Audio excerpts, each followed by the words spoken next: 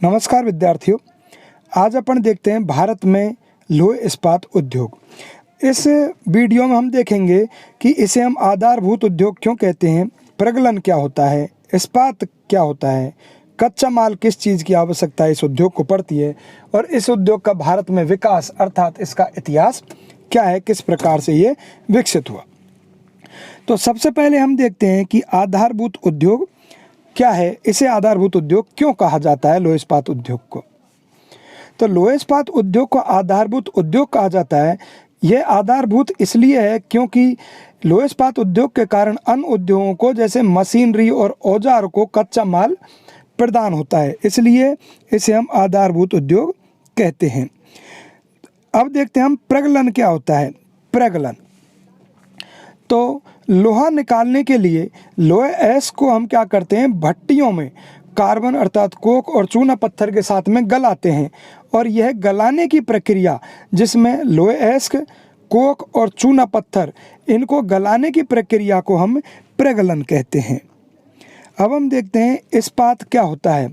जब पिघला हुआ लोहा को हम बाहर निकालते हैं, फिर इसे हम ठंडा करते हैं, तो उस ठंडे जो लोहा होता है उसे हम कच्चा लोहा कहते हैं।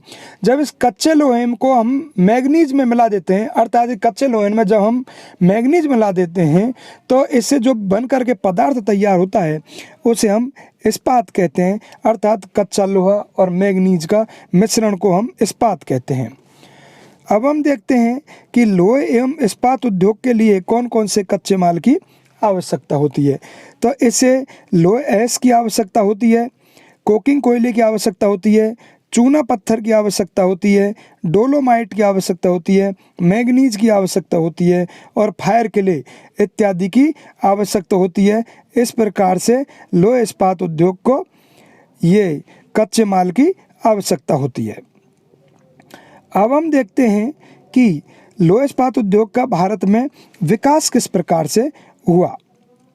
तो इसके विकास की बात करें तो सबसे पहले 1830 में पोर्टो नोवा में, सर्वप्रथम 1830 में पोर्टो नोवा में, ये पोर्टो नोवा है तमिलनाडु में, पहला लौह इस्पात कारखाना स्थापित हुआ जो ये तमिलनाडु में है, लेकिन कुछ ही वर्षों में यह बंद हो गया।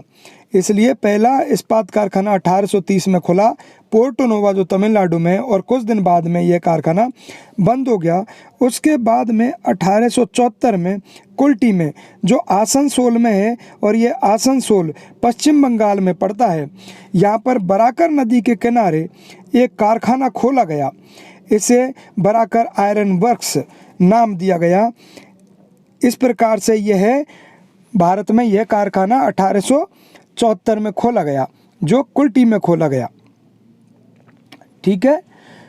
बाद में जब कंपनी के पास में फंड का अभाव बंद हो गया तो बंगाल सरकार ने इस कारखाने का अधिग्रहण कर लिया और इसका बाद में नाम बदल दिया और नाम बदल के कर दिया गया बराकर आयरन वर्क्स। इससे पहले इनका नाम था बंगाल आयरन वर्क्स, जिसे बदल करके क्या किया गया, बराकर आयरन वर्क्स अब इसका वर्तमान में नाम है। इसके बाद में 1907 में साक्ची नामक स्थान पर, जिसे आज हम जमशेदपुर के नाम से जानते हैं, जिसे वर्तमान में जमशेदपुर के नाम से जानते हैं, इसमें टिस्को की स्थापना हुई, अर्थात TISCO, Tata iron and steel company. यह कारखाना स्वर्णरेखा नदी पर स्थापित किया गया, जो है साक्ची नामक स्थान पर है, जिसे जमशेद जी टाटा द्वारा स्थापित किया गया, जिससे जमशेदपुर कहा जाता है। यह वर्तमान में निजी क्षेत्र का सबसे बड़ा कारखाना है एवं सर्वाधिक इस्पात निर्माण करने वाला कारखाना है।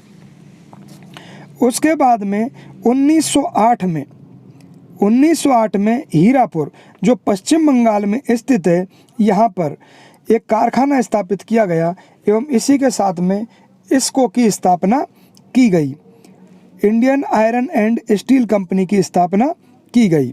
उसके बाद में 1908 के बाद में 1918 में बर्नपुर में, यह बर्नपुर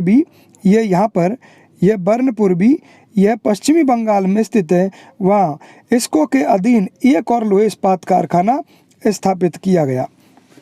उसके बाद में जैसे जैसे समय गुजरता गया वैसे वैसे सन 1923 में भद्रावती में, जो शिमोगा ज़िले में कर्नाटक में है, यहाँ पर भद्रावती है, यह शिमोगा ज़िले में कर्नाटक में है, यहाँ पर भद्रा नदी के तट पर विश्वेश्वरैया स्टील प्लांट की स्थापना की गई थी। विश्वेश्वरैया स्टील प्लांट या विश्वेश्वरैया इस्पात कारखाने की स्थापना भद्रावती कर्नाटक में की गई। उसके बाद में 1936 में कुल्टी, हीरापुर, इन दोनों कारखानों को इसमें ISCO में शामिल कर दिया गया था। ISCO 1908 में हीरापुर पश्चिम बंगाल में कारखाने की स्थापना हुई, वहाँ इस ISCO की स्थापना हो गई थी। इसके बाद में मैंने बताया कि 1936 में इसके अंदर कुल्टी और हीरापुर इसको भी शामिल कर लिया गया। जैसे जैसे समय निकला तो 1937 में बर्नपुर ये इस जगह है पश्चिम बंगाल में, तो बर्नपुर में 1937 में बंगाल स्टील कॉरपोरेशन की स्थापना की गई, जिसे 1953 में ISCO में मिला लिया गया था। 1953 में ISCO में मिला लिया गया था। इसके साथ ही 1953 से एक तो बर्नपुर, एक हीरापुर और एक कुल्टी, यह तीनों कारखानों को ISCO के नाम से जाना जाता है। कौन कौन से कारखानों को? एक तो बर्नपुर, एक हीरापुर और एक कुल्टी, इन तीनों कारखानों को ISCO के नाम से जाना जाता है। इसके बाद में अगर हम उद्योगों का विकास देखें, लोह इस्पात उद्योग का विकास भारत में देखें, तो अब इसके बाद में पंचवर्षीय योजनाओं में लोह इस्पात उद्योग का विकास किया गया था, जिसमें सबसे पहले दूसरी पंचवर्षीय योजना में, जिसकी अवधि 1956 से 1961 के बीच में थी, इसमें 3 नए कारखानों का विकास किया गया था, जिन्हें हिंदुस्तान स्टील लिमिटेड के अंतर्गत रखा गया था। 3 नए कारखाने थे, एक तो भिलाई, एक दुर्गापुर और तीसरा ये था राउरकेला। भिलाई है, यह छत्तीसगढ़ में स्थापित किया गया था, जो पूर्व सोवियत संघ की मदद से इसको स्थापित किया गया था। भिलाई इस जगह पे है छत्तीसगढ़ में। दूसरा दुर्गापुर, जो पश्चिम बंगाल में स्थित है, इसे जर्मनी की सहायता से स्थापित किया गया था यह।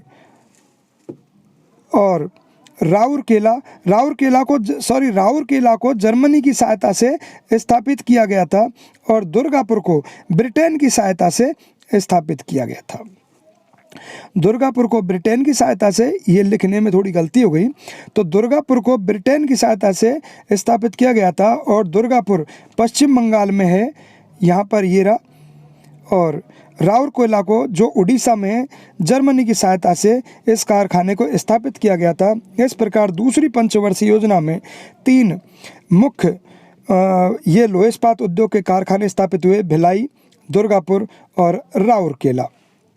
इसके बाद में तीसरी पंचवर्षीय योजना में एक कारखाना स्थापित हुआ था बोकारो, जो झारखंड में है। यह 1964 में पूर्व सोवियत संघ की सहायता से इसे स्थापित किया गया। इसके बाद में 5वीं पंचवर्षीय योजना में, और इस बोकारो में उत्पादन 1974 से शुरू हुआ, और जबकि इसकी स्थापना 1964 से शुरू हो गई थी पूर्व सोवियत संघ की सहायता से। इसके बाद में 5वीं पंचवर्षीय योजना में 4 कारखाने स्थापित किए गए थे, जिनमें से सलेम, जो तमिलनाडु में है, हीरा, दूसरा विजयनगर, जो कर्नाटक में है इधर, और तीसरा विशाखापट्टनम, जो आंध्र प्रदेश में है, ये यहाँ पर। यह भारत का पहला तटवर्ती लोह इस्पात कारखाना है, विशाखापट्टनम। इसके बाद में चौथा कारखाना पारादीप में स्थापित किया गया, जो यह उड़ीसा में है, पारादीप। इस प्रकार से 5वीं पंचवर्षीय योजना में 4 कारखाने लगे, सलेम, जो तमिलनाडु में है, विजयनगर, जो कर्नाटक में है, विशाखापट्टनम, जो आंध्र प्रदेश में है, और पारादीप, जो उड़ीसा में स्थित है। इस प्रकार से हमने देखते हैं कि देश में लोह इस्पात उद्योग के विकास की देखरेख के लिए जनवरी 1973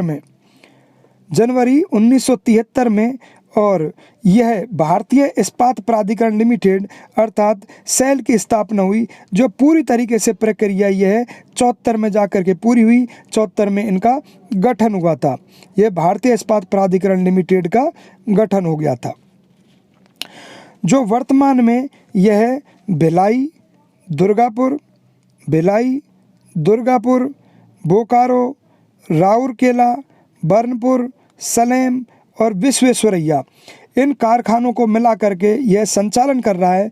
एक तो भिलाई, ये दुर्गापुर, बोकारो, राउरकेला, बर्नपुर, सलेम और विश्वेश्वरैया, ये भद्रावती में विश्वेश्वरैया कारखाना है। इनका मिला करके यह संचालन कर रहा है।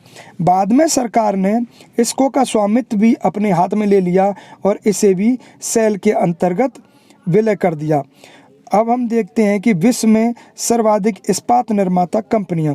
विश्व में सर्वाधिक इस्पात निर्माता कंपनी है, सबसे बड़ी कंपनी है आर्सेलर मित्तल की, जो लक्ष्मी विलास मित्तल इसका मालिक है।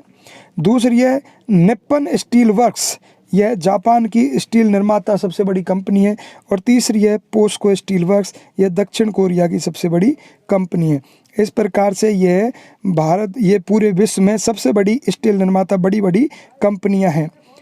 और इस प्रकार से हमने देखा कि यह लोह इस्पात उद्योग कैसे आधारभूत उद्योग है, प्रगलन क्या होता है, इस्पात क्या होता है, कच्चा माल क्या क्या चाहिए, और भारत में इस उद्योग का विकास किस किस प्रकार से हुआ, और ये कौन कौन सी कंपनियां यहाँ पर स्टील का निर्माण कर रही हैं, जिसमें हमने देखा आर्सेलर मित्तल, निप्पन जापान की और दक्षिण कोरिया की पास्को स्टील वर्क्स है। इस प्रकार से हमारा ये वीडियो समाप्त होता है और अगले वीडियो में हम देखेंगे प्रमुख लोह इस्पात उद्योग के केंद्र एवं संस्थाओं का हम वर्णन करेंगे। थैंक यू, नमस्कार, धन्यवाद।